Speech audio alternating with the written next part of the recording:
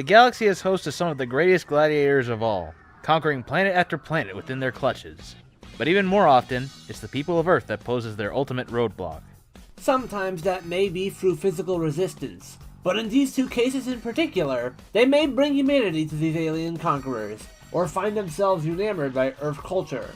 They might end up settling down and starting a family, spawning a new generation to inherit their powers and carry out their legacy, ultimately stopping wars and bringing peace throughout the universe. Mark Grayson, the invincible viltrumite from planet Earth. And Steven Universe, the crystal gem from Beach City. We're sticking primarily to the comics and cartoon for Invincible, and Steven Universe and Steven Universe Future for Steven.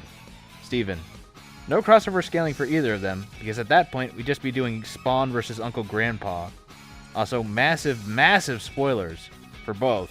No treaty's worth of semantics for these two Peacebringers. Let's see which of these halfling heroes is Earth's best line of defense.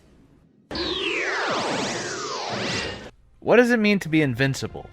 Nolan Grayson, known to the world as Omni-Man, was one of the most respected heroes of this Earth, standing atop alongside other heroes such as the Guardians of the Globe.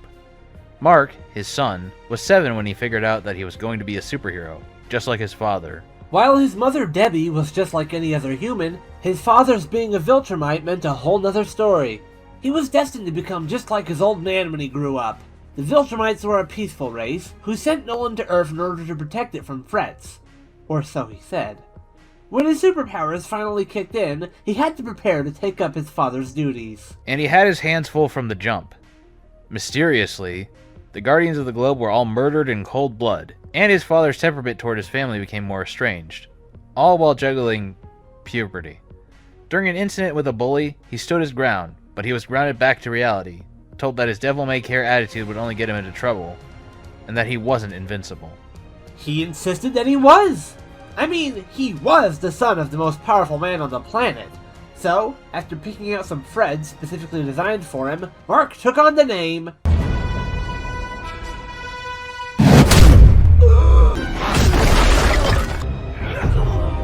I just fought you and I think you're quite vincible. Poor naming choices aside, Invincible is still proving to be a competent hero as he kept learning and training. He, maybe even more importantly than the fighting aspect, would always figure out strategies on saving people and minimizing civilian casualties. Omni-Man had different plans in mind, though. We need to talk. As it turned out, Nolan's entire origin story was bullshit. The Viltrumites were, in fact, a warrior species of incredibly strong aliens who killed off half their population until only the strongest remained. To make a long story short, Nolan was an elite soldier of the Viltrumite Empire, hailing from a smaller generation after the war efforts. But through this survival of the fittest mentality, means of repopulation were still sparse. So in order to take over more planets, a single Viltrumite became tasked with taking over a hostile one alone. However, Mark, having grown up as a human, rejected these ideologies and fought back against his father. It was this strong sense of justice that really began to test his name. Again and again and again.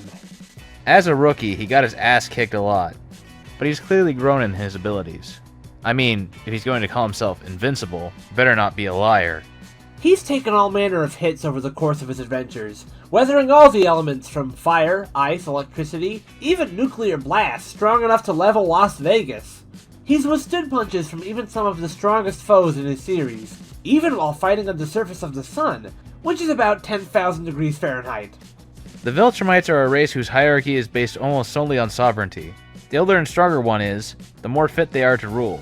So, being able to take on Omni-Man, Conquest, and Thrag, and eventually surpass them makes Mark a cut above. Weaker Viltrumites and aliens simply dashing into him splatter upon contact. Being a Viltrumite makes you strong as hell, too. He can toss a baseball around the planet, battle city-leveling monsters like Rampage or Dinosaurus, and he matched his old man in an arm wrestling contest for the ages. Although his greatest showing of strength was during a last-ditch plan to destroy Viltrum, where he, Thaddeus, and Nolan barreled through the planet and destroyed it from the other side. There are a lot of details about this feat, though. For one, the core of Viltrum was destabilized by Space Racer's gun, making it possible for the trio at this time to make the trip successfully. Thaddeus even states that this would normally kill the three of them, so saying Invincible is full on planet level may be a bit of a stretch. Even still, the explosion the three made from the other side is massive comparing it to Earth. overcoming Viltrum's superior gravity. This would come out to around 56 exatons of TNT. While you could split this value 3 ways, Mark survived the explosion, and with age became the leader of Viltrum, the top dog, with a little help from his wife Eve, whose regeneration power gave him a permanent strength buff, enough to match Frag in his teenage years. And that guy's strong enough to take on the bloodthirsty battle beast and wear him like a pelt. Viltrumites are also very fast, dodging close-range, point-blank lasers from Angstrom Levy's robots, but also especially showing off many impressive capabilities with his flight, flying from his hometown to Antarctica in 26 seconds, making his way from Earth to the Moon in a short period of time while also tackling Alan the Alien, and easily breaching escape velocity with Robot.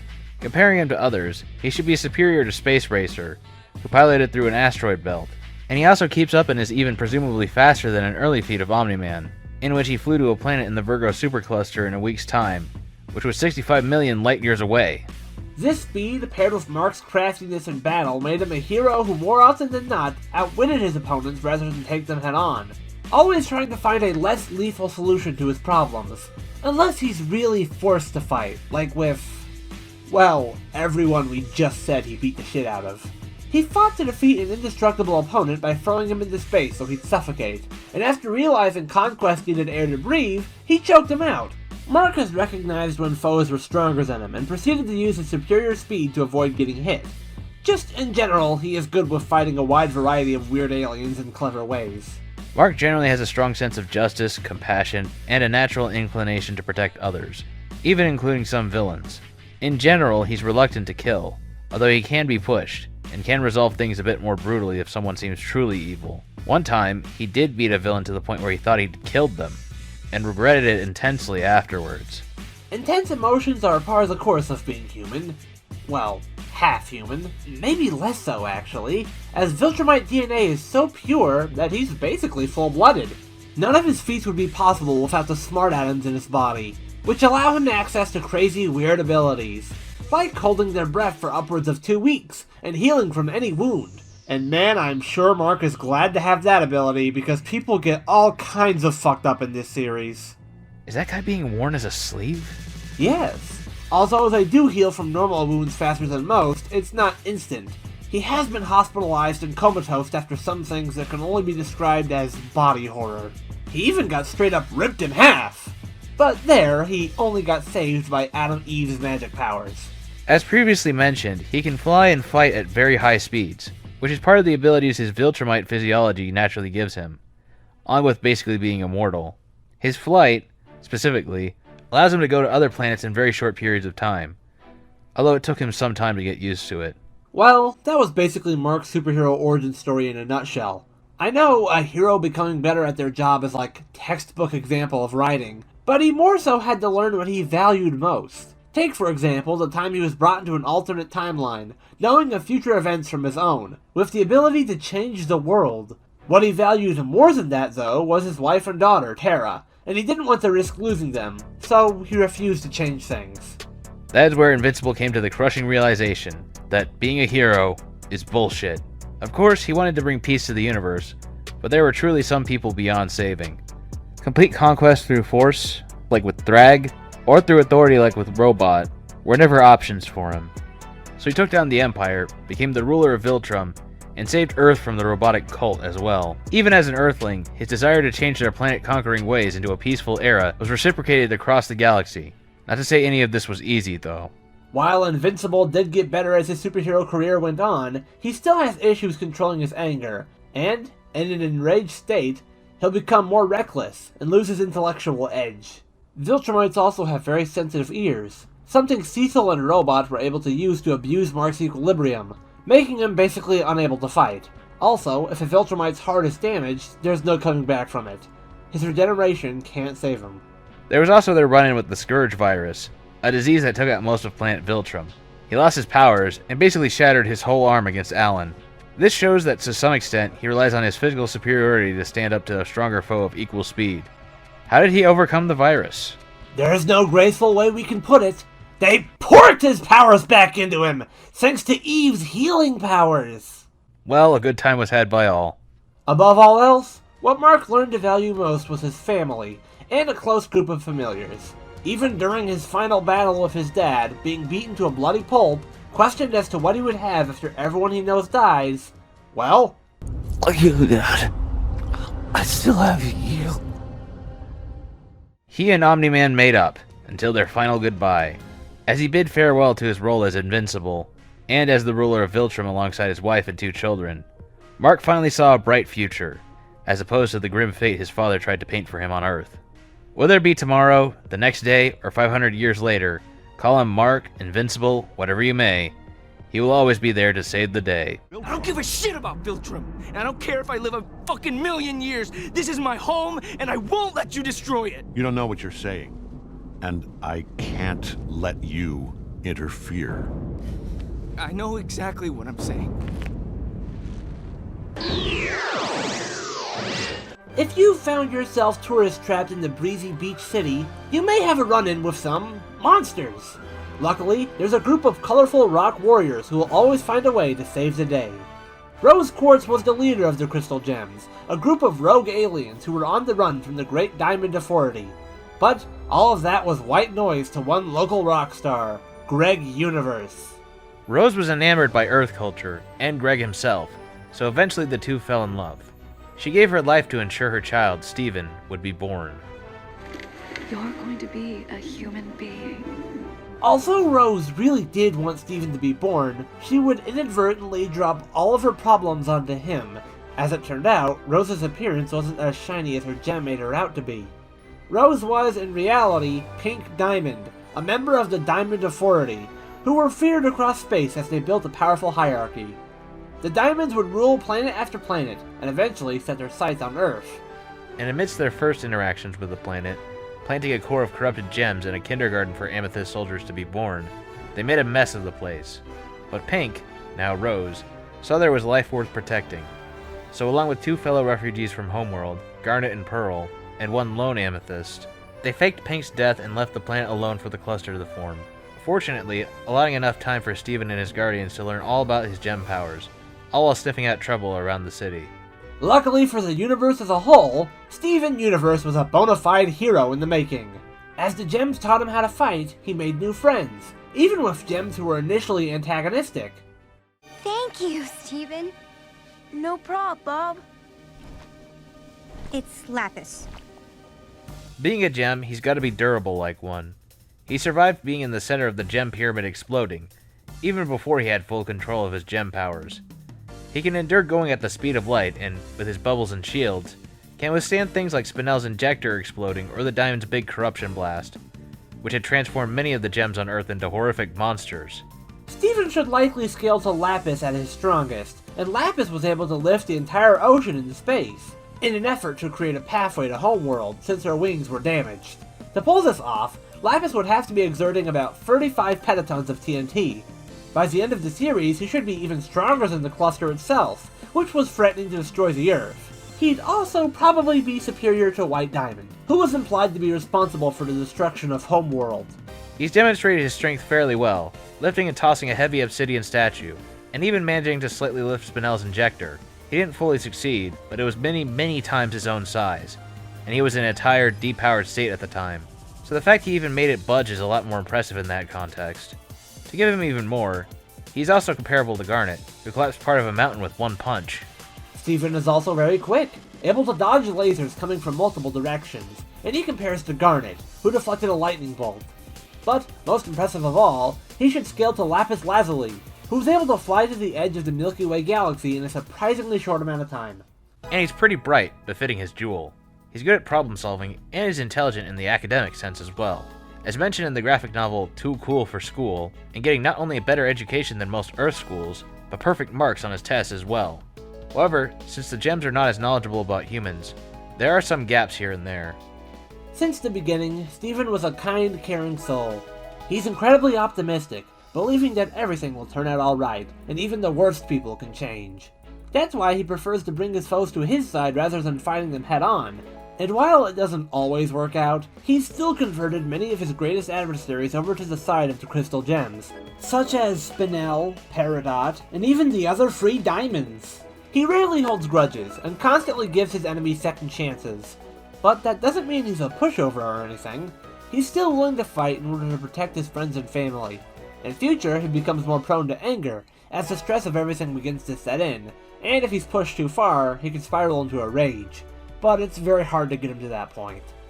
As a half-gem, Steven has a certain level of powers that other gems have as well, such as shapeshifting, like growing his arms and turning his fingers into cats, and also has a bit of a healing factor. His bones have actually been fractured before, and yet his body passively healed that for him. His spit can also be used to heal or repair broken objects, like gems and stuffed bears. His saliva was also able to heal Connie's eyesight to give her perfect vision, and his tears were enough to resurrect Lars after he had died. When he came back, his skin was pink though, and his hair had become a portal he could jump through, just like his pet lion. And he can sometimes float? Well, he can control his gravity to a certain extent, deciding how fast he can fall or even preventing himself from falling entirely. And this also allows him to jump up super high. Also, he can possess people in their dreams, but only if both are asleep. While he doesn't enjoy fighting, he's surprisingly good at it. He was trained by the Crystal Gems in combat. He was able to go toe-to-toe with Amethyst, and in the future he was able to match and eventually defeat Jasper in a fight. There's also a shield which, as part of his gem powers, he can just summon. This protects him and others like a shield should, but he can also throw it around, which can bounce off of objects or even cut through stone. It can protect him from a big blast from a spaceship, and he can even make it larger if he needs to. More protection is offered through the bubble, which wraps all around him, and can also grow in size and survive a whole lot, including big spaceship explosions. To ward people off even further, he can also make the bubble grow spikes. And he can create Watermelon Stevens, who can fight by his side. They're weak alone, but together they can be pretty formidable. These amazing powers were enough to keep him safe throughout his adventures. However, the continued exposure to traumatizing events throughout the course of the series eventually began to take their toll on poor Steven. In his teenage years, he began glowing pink whenever he was stressed or angry, and this led to disastrous results. You're right, Jasper. I have been holding back. You could liken this state to the Hulk, anger and stress causing him to become a stronger and faster version of himself, but at the cost of his morality. He becomes more careless and capable of killing when he becomes pink, even if he immediately regrets it afterwards. Speed-wise, he moves so fast that everything else seems to be in slow motion to him. His shields can be used more offensively now, creating hexagonal shields and chucking them at foes, or even growing spikes on the shields to cause even further damage. With a massive amount of shields, he can even crush his enemies. He can also crush foes by trapping them in a large dome composed of his shields. Also, his gravity control now extends to him being able to fly. He also will start becoming a giant spiky Godzilla-like thing due to his mental state and viewing himself as a monster. It's not really a strength increase, it just changes his form. As we continue to go over Steven's spiral, we are naturally led to his weaknesses. Despite having the potential to do a lot of damage, he's a pacifist at heart. In a fight, he's more likely to talk enemies down as opposed to seriously hurting them. This is certainly a moral victory, but we're putting him in a fight here, so it doesn't help. Also, a gem's powers come from their gemstone, and if it's destroyed or removed, they will die. Although being part human, he also still needs to eat, sleep, all the other normal human needs that a gem wouldn't have. His powers are also tied to his emotional state, which, as we can see with his pink form, can get out of control. Luckily, with the crystal gems and his human girlfriend Connie there, Steven had help and support. After all the healing he had done, it was finally time for the favor to be returned, and Connie was ultimately able to calm him and revert him back to normal. While he struggled along the way, the crystal gems were ultimately able to dismantle the Homeworld Empire and bring a peace throughout the universe. All thanks to Steven's never-give-up attitude and willingness to make a difference and change the people around him. That's why the people of this world believe in Steven. I'll be ready every day for as long as I can say. Here I am in the future with my friends. Happily ever after, never ends.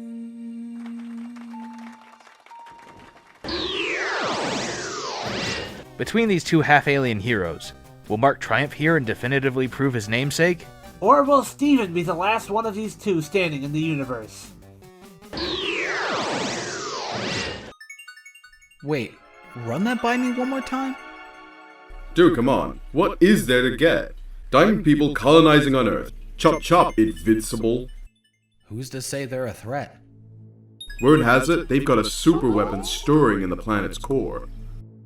Got it. Time to break some rocks. Hold on. There's one more thing I have to mention. I love you. Bye. Later, Garnet. Hey, little man. Whoa, a real superhero? So cool.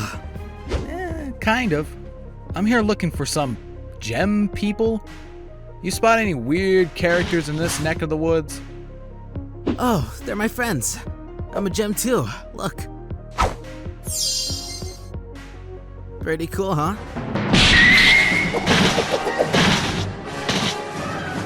Fight! Huh? Why are we fighting?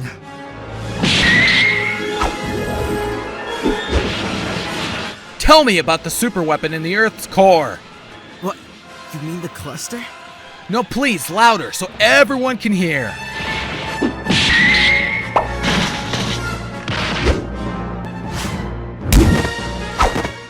Wow, I actually felt that. Okay, we're done, right? Done? I said I felt that. I never said it hurt.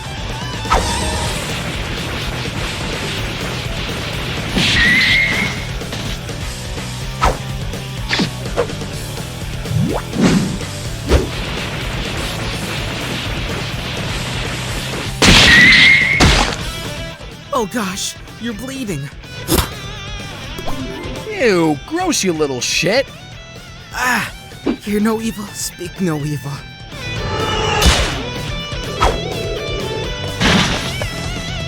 I don't know what your problem is, but there are people here. Who do you think I'm saving them from? You're the one putting them in danger, and me. Oh, shit! He's saving everyone? No, this has to be the guy, right? Is everyone okay? Does anyone need to see a doctor? I know a really good one. Hey, look, How could you do that? People could have gotten hurt. Why did you attack me out of nowhere? Hey, you need to calm down. I've been perfectly calm.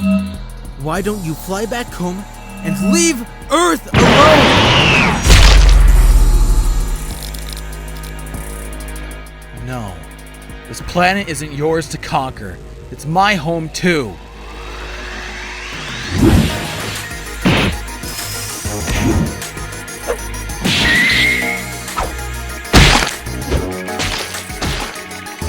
It's gonna take a lot more than that now.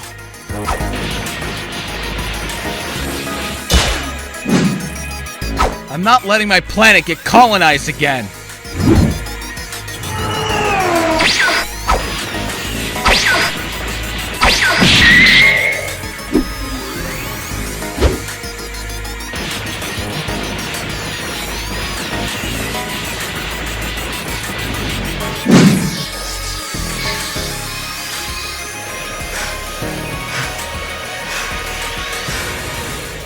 This kid's breathing like crazy. Is he getting tired? No, he's losing oxygen.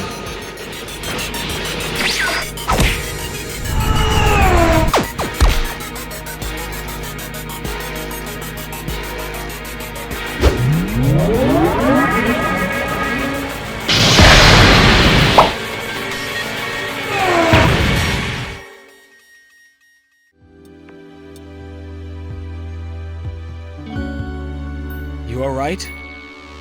What happened? My head is spinning and everything hurts. Last thing I remember was saving the people from the collapsing building, and then... Whoa! Hey, don't worry. I'm not gonna fight you anymore. I'm surprised you had all that in you. You really gave me hell back there. You can learn to watch your language, you know. You're welcome, by the way, for saving your life. Weren't you the one who attacked me in the first place? Point being, I realize we're on the same side here. We both just want to protect the people we care about. Plus, We've got bigger fish to fry. Let's get rid of that cluster thing you were talking about. The cluster? That was taken care of years ago. He's actually pretty friendly when you get to know him. Where are you getting your information from? Alan.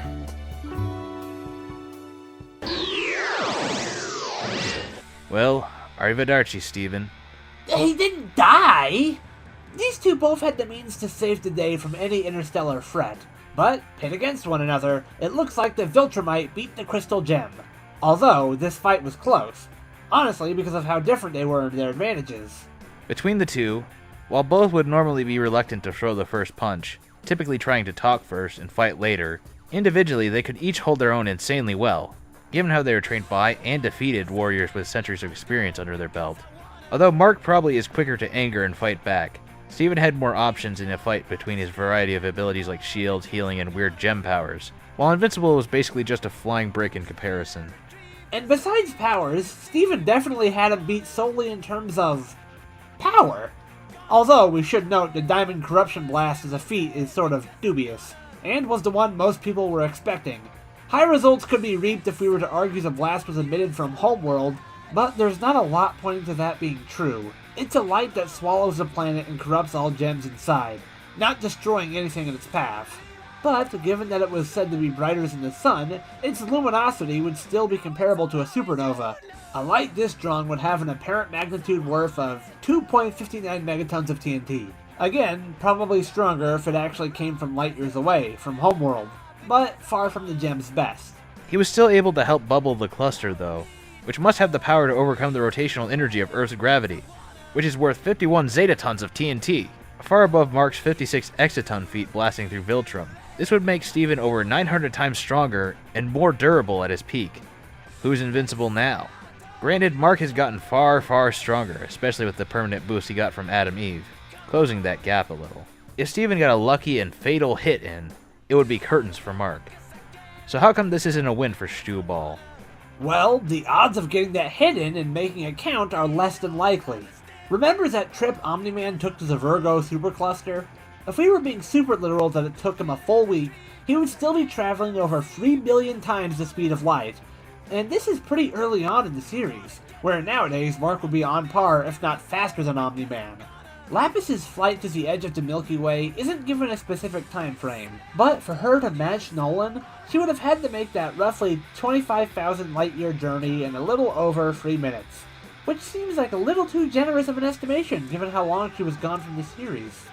Lapis's actual speed, based on the assumed amount of time, would be about 46,000 times the speed of light. Omni-Man and Mark would be 70,000 times faster than her still. The gap in toughness isn't enough to make Mark splatter upon contact like he did with Alan, but will still rent Steven a tricky opponent to beat. In the same vein, Invincible is basically untouchable, and Steven will be a statue in comparison, so it's more likely for Mark to chip away at him before he can even go Pink State. But how we concluded a winner was actually based on the multiple instances of Mark having to best a foe through his crafty battle strategies and exploiting weaknesses. While Steven has had plenty of adventures in space, he actually couldn't breathe in it, and needed to bubble himself to keep the little remaining oxygen he had with him. While Mark himself can't breathe in space either, his lungs can store oxygen for upwards of 2 weeks, which is far better than Steven's bubble. And, on 2 occasions, a tactic he's tried against 2 foes vastly stronger than him was to dump them in space or leave them without any oxygen. And these were people on the same caliber of speed as him. Given how much faster Mark is, he's going to think of this strategy when all else fails, and he'll be able to pull it off. Tactically, Mark has also fought a wider variety of foes, and because of the speed disparity, Steven won't be able to pull off anything like trapping Mark in a bubble or giving himself time to heal, which he could do to himself, but is more used to using it to help others. And while an early season Mark who's more headstrong would probably try to take Steven head on and allow himself to get hit by him, as the series developed, Mark became more mature and intelligent. It's likely he'd avoid the blows before anything fatal happens to him, as if he needed to with his opponent in slow motion. Though realistically, if these two met, they'd probably just share their experiences with terrible parents and weird alien crap. But for this match, all Mark needed to overcome Steven's power and abilities was to employ a tactic from his past battles with the blinding speed of a viltrumite. Making this multiverse match's winner, Invincible.